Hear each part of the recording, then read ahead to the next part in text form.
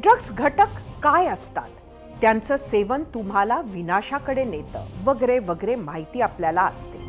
पण ड्रग्समुळे नेमकं काय होतं आणि नेमकं कोणत्या वयात ड्रग्स संदर्भात तोल जाऊ शकतो, या संदर्भात अतिरिक्त पोलीस आयुक्त विश्वास नांगरे पाटील यांनी 2020 साली एका भाषणात केलेला उल्लेख पाहूया.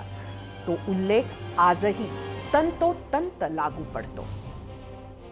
आयुष्यामध्ये धागडधिंगा, पब, डिस्को मध्ये ड्रग्ज घेऊन नाचणं एवढंच आयुष्य आहे का? आयुष्याच्या स्टेजेस असतात. आयुष्य आपलं 20 मधलं कसं आहे, 30 मधलं कसं आहे, 40 मधलं कसं आहे, 70 झाल्यानंतर आपल्याला एक समाधानाची सुरकुती ज्या वेळेला चेहऱ्यावरती कुणाची सेवा करून मिळेल ते कसं राहील, सगळ्याचा विचार करण्याची आवश्यकता आहे. आणि मी 150 एकदा मी सगळे चेन स्नॅचर्स बोलवले होते मुंबईमध्ये ॲडिशनल कमिशनर असताना. का गुन्हे करतात? आणि त्यातले 90% मुलं ही ड्रग्सच्या आहारी गेलेली होती. एकदा त्या सर्व सेंट्रल नर्वस सिस्टमचा ताबा घेतला अशा एखाद्या व्यसनाने, आणि त्या वयात, ह्या ठराविक वयात, कारण 16व्या 17व्या वर्षीच हे सगळे संसर्ग होतात. म्हणजे झालं तर छत्रपती शिवाजींसारखं महान आणि मोठं तेजस्वी कार्य 16व्या वर्षीच त्यांनी सुरुवात केली होती. शंभू महादेवाच्या साक्षीनं स्वराज्याचं तोरण बांधलं होतं, त्याच वयात केलेलं होतं. आणि वाट लागायला सुद्धा आयुष्याची तेच वय असतं.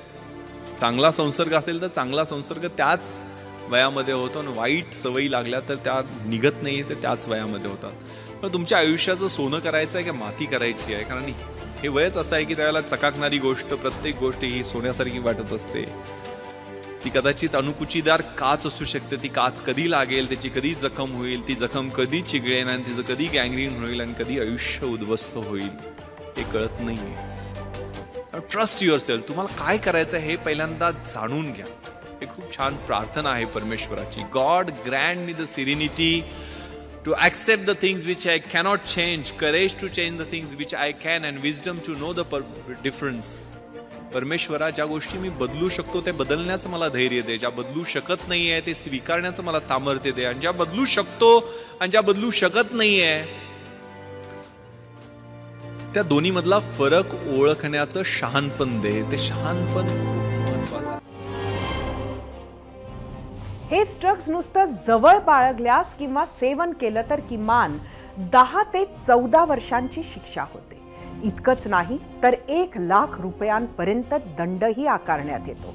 आधी ड्रग्सची तस्करी व्हायची. परदेशातून हे अंमली पदार्थ आणले जायचे. मोठ्या शहरांमधील काही ठराविक लोकवस्ती पुरतं ड्रग्स मर्यादित होतं. हळूहळू वेगवेगळ्या माध्यमांमधून हे ड्रग्स शहरांमध्ये अगदी सहजपणे मिळू लागलं. ड्रग एडिक्ट्स वाढले, सेवन वाढलं. सिंथेटिक ड्रग्सचे प्रमाण वाढवून या मोठ्या मागणीला ड्रग डीलर्स सामोरे जाऊ लागले. मग यांच्या टोळ्यांनीही हा विचार केलेला दिसतोय की ड्रग्सची निर्यात का करावी? त्यापेक्षा निर्मिती करणेच जास्त सोपे. औद्योगिक वसाहतींमधल्या काही वैद्यकीय कंपन्यांमध्ये ड्रग्स निर्मितीला सुरुवात झाली. त्यातलीच एक वसाहत पुण्यातील दौंड जिल्ह्यात आहे, जिथं पुणे पोलिसांनी कारवाई करत कोट्यावधींचं ड्रग्स जप्त केलं. आणि त्याच कारवाईनं एक भयाण वास्तव पुढे आलंय. पाहुयात गेल्या 4 दिवसांमधल्या ड्रग्स कारवाईवरचा स्पेशल रिपोर्ट.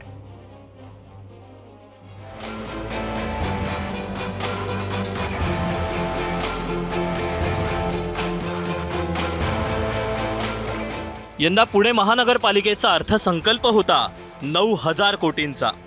त्यातील कर्मचाऱ्यांचं वेतन वगळून टाकलं तरी पुणे महानगरपालिका जवळपास 4,000 कोटी रुपये शहरातील वेगवेगळ्या सुविधांवर खर्च करते. आणि सगळ्यात धक्कादायक बाब म्हणजे पुण्यात तितकीच मोठी किंवा त्यापेक्षा थोडीफार जास्तच आर्थिक उलाढाल मेफोड्रेनच्या धंद्यात होतीये. आणि हेच शिक्षणाचं माहेरघर अशी ओळख असलेल्या पुण्याचं दुर्दैव.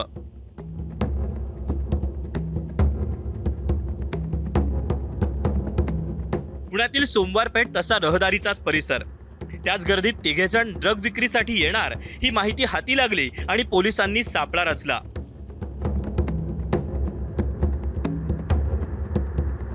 मेफोड्रीनची विक्री करत असताना वैभव माने, हैदर शेख आणि अजय कारोसिया अशा तिघांना पोलिसांनी अटक केली. त्यांच्याकडून 2 कोटी रुपये किमतीचं तब्बल 1 किलो मेफेड्रोन जप्त केलं. वाटलं कारवाई खूप मोठी आहे, पण ही कारवाई तर केवळ हिमनगाचं टोक ठरली. कारण तिघांची चौकशी आणि त्यानंतर विश्रांत वाडीत सापडलेला ड्रग्जचा डोंगर.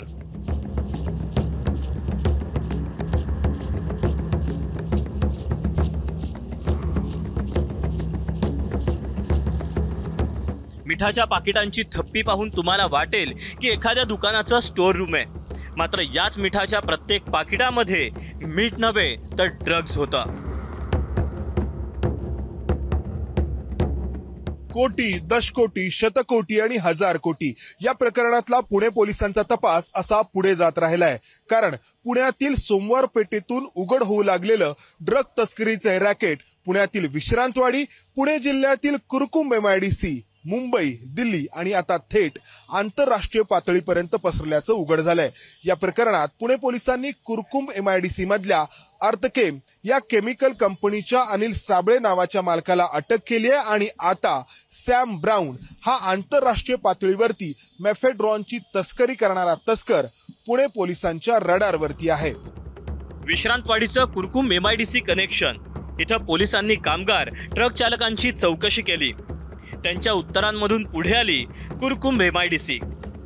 त्याच MIDCत आरोपी अनिल साबळेची ड्रग्सची कंपनी होती. त्यात युवराज भुजबळ नावाचा तरुण मेफेड्रॉन तयार करायचा. त्याला पुणे पोलिसांनी मुंबईतून अटक केली आणि त्यानंतर पुढे आलं कुरकुंबच्या ड्रग्स कारखान्याचं दिल्ली कनेक्शन. आतापर्यंत जी सर्च ऑपरेशन्स पुण्याला वेगवेगळ्या भागात आणि दिल्ली येथे वेगवेगळ्या ठिकाणी करण्यात आली होती, त्यामध्ये जे लेटेस्ट फिगर्स आहे, ऑल्दो आता पण एक्झॅक्ट वेईंग आणि ते सगळे प्रोसिजर सुरू आहे, परंतु पुण्याला जी वेगवेगळ्या ठिकाणातून प्रथम दिवशीपासून आतापर्यंतची जी साठा आहे ते अंदाजन 717 किलो MDची आहे.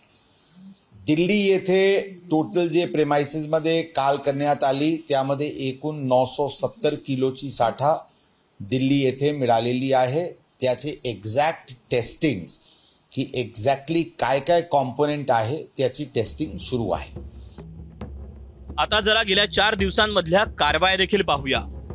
18 फेब्रुवारीला पुण्यात MD ड्रग्स विक्री केल्याप्रकरणी 3 जणांकडून तब्बल 4 कोटी रुपयांचा मुद्देमाल जप्त करण्यात आला. 19 फेब्रुवारीला पुण्यातील विश्रांतवाडी भागात एका गोडाऊनमधून 55 किलोचं तब्बल 100 कोटींपेक्षा अधिकचं ड्रग्ज जप्त करण्यात आलं. 20 फेब्रुवारीला कुरकुंब MIDC मधील एका कारखान्यावर पुणे पोलिसांनी छापा टाकला. तर 20 फेब्रुवारीला पिंपरी चिंचवडमधून लाखो रुपयांचं मेफेड्रॉन जप्त करण्यात आलं. 4 दिवसात पुणे गुन्हे शाखेची 15 पथकं देशभरात पोहोचली.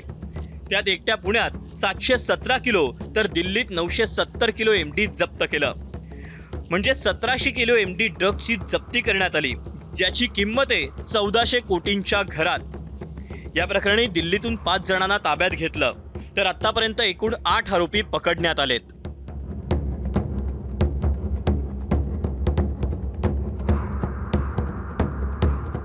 ललित पाटील गजाआड गेल्यानंतर देखील न मेफेड्रॉनची विक्री थांबली न निर्मिती हे यातून स्पष्ट झालं. कारण केमिकल कंपन्यांच्या बुरख्याआड एव्हाना अनेक ललित पाटील तयार झालेत. कारण महाराष्ट्रातल्या वेगवेगळ्या MIDC मधल्या या केमिकल कंपन्या या मेफेड्रॉन निर्मितीची केंद्र आहेत. त्यांच्यावरती वेळोवेळी नजर ठेवण्याची गरज आहे. मिकी गैसा, मंदार गोंजारी, ABP माझा, पुणे. ABP माझा, उघडा डोळे बघा नीट.